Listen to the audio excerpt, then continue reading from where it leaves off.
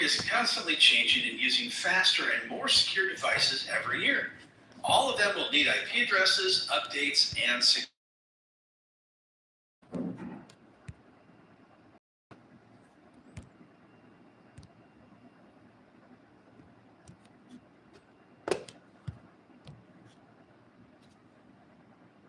There will be two types of operating systems when managing servers as a sysadmin. The first would be Windows, and the second would be Linux. There are other types such as Unix, but the previous two will make up the majority of your server types. These server operating systems will hold applications, file and printer shares, databases like SQL, and many other services that can do amazing things. Whether you use Active Directory for Windows or OpenLDAP or other third-party directory service products, you'll need a centralized place to hold objects such as users, passwords, groups, printers, and many others. This is needed for management and security. Without a directory services product, every user would be in charge of their security of their computer and data streams, and that wouldn't be a good security solution.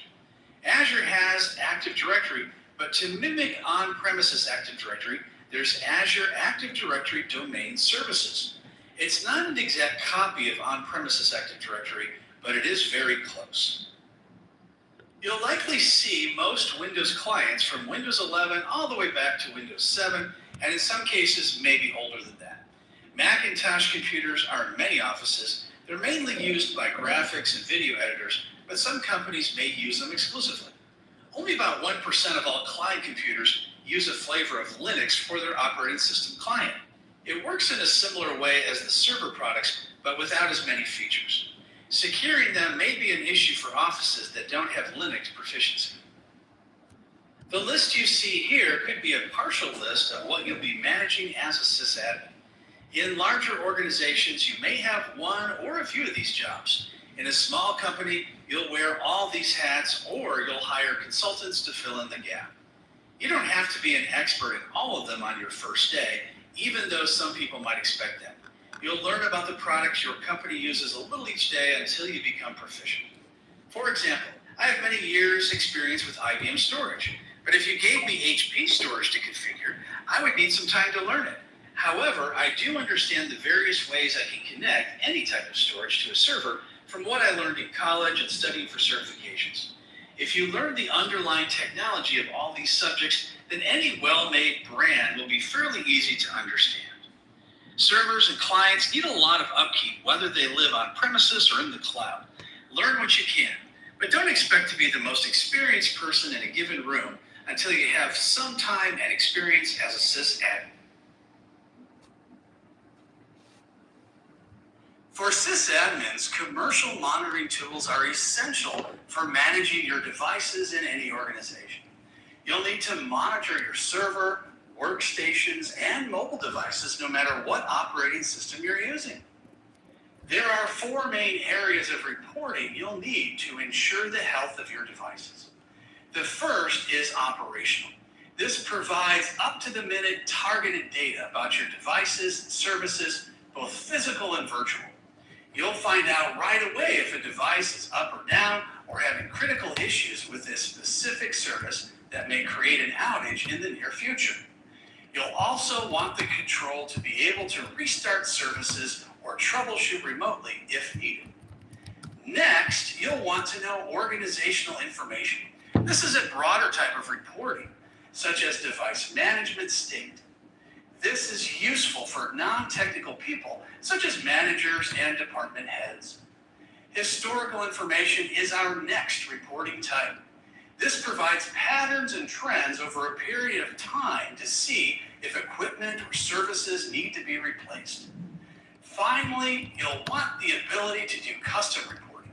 No two organizations are alike, so it's a good idea to be able to create the reports with information that is most useful for you. If you decide to use a Microsoft product like Intune, you can monitor all of these devices using all these report types. There is a monthly fee based on the device type and level of service you need. You can also use System Center Operations Manager to do the same thing on premises. You'll have to provide your own hardware and do your own configuration, but there are no monthly fees. There are many different brands of commercial software on the market to do real-time monitoring and reporting. Some of the most popular are Nagios, Z, Logic Monitor, Zabbix, Atera, and Splunk. There are also many free open source products that don't come with support other than the support from the website or local expert. They include Nagios Core, Prometheus, PRTG, and others. Many of the free products are free up to a certain amount of devices, and then after that, they charge a fee per device. One thing to keep in mind when you pick monitoring software or a service is if they are considered secure. SolarWinds was a very popular monitoring software that was trusted by governments and many industries, but got hacked multiple times and compromised a lot of secure data. You'll also need to consider agent versus agentless. Agent is always going to be a better monitoring service because it works from inside of the client and outside of the service. There's much more you can report when you have an agent. Agentless is easier to set up because you won't need to install anything on the client computer, but it won't offer the same type of detail you may require for reporting. For instance, with agentless, you'll know if the device is running, but you won't know if the CPU is getting too hot to run. You would only get that type of information if you had an agent installed. You should pick your software or service based on price, security, and functionality. Then you'll have the ability to know at any time whether your network devices are healthy or need attention.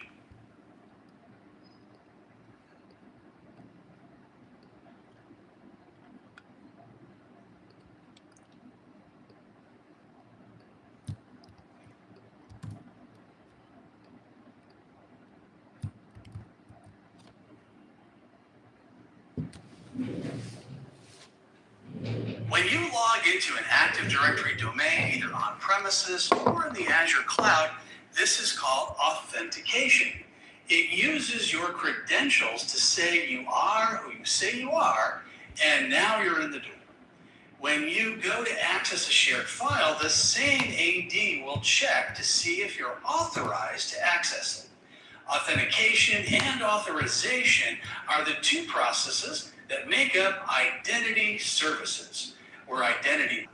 Such protection enables additional levels of validation, such as multi-factor authentication and conditional access policies.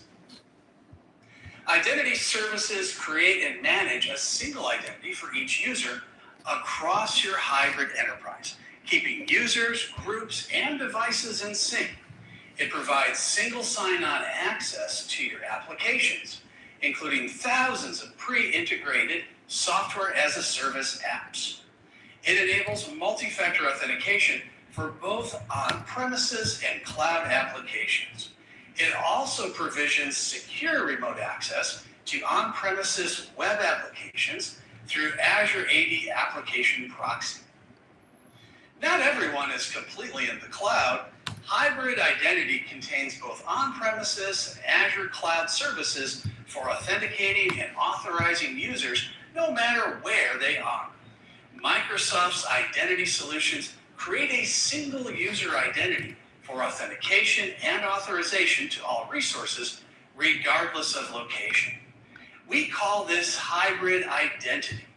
This allows you to provide a common identity for your users for Microsoft 365, Azure, and software as a service applications integrated with Azure AD. The users are synced between on-premises and cloud and uses Azure AD Connect. This is a tool that resides on an on-premises server and synced to Azure AD.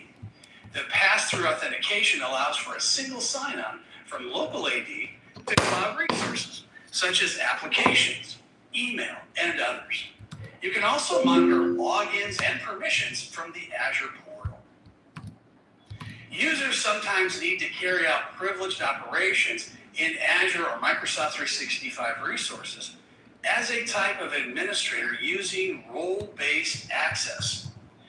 This need often means that organizations have to give users permanent privileged access in Azure AD. Such access is a growing security risk for cloud-hosted resources because organizations can't sufficiently monitor what the users are doing with their administrative privileges. If a user account with privileged access is compromised, that one breach could affect the organization's overall cloud security. Azure AD Privileged Identity Management helps to mitigate this risk. Identity Services and Management for Microsoft adds additional security to your identity requests no matter where you are.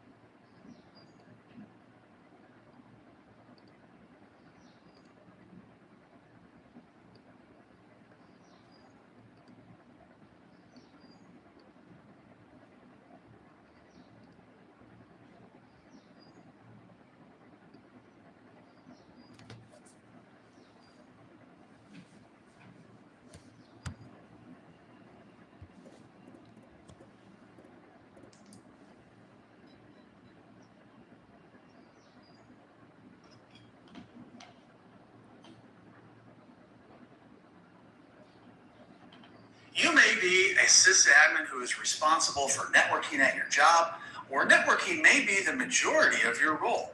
In either case, there are multiple technologies for which you need to be familiar. If you're applying for jobs, then you should consider earning the Network Plus certification from CompTIA. An even deeper knowledge certification would be the Cisco CCNA or CCNP. There are other certifications available, but these are the two most popular and recognized not only by industry, but also by governments when considering hiring for networking. You'll need to become familiar with routers, switches, and firewalls as the locations where data travels from one device to another. The common ports or doorways used for various types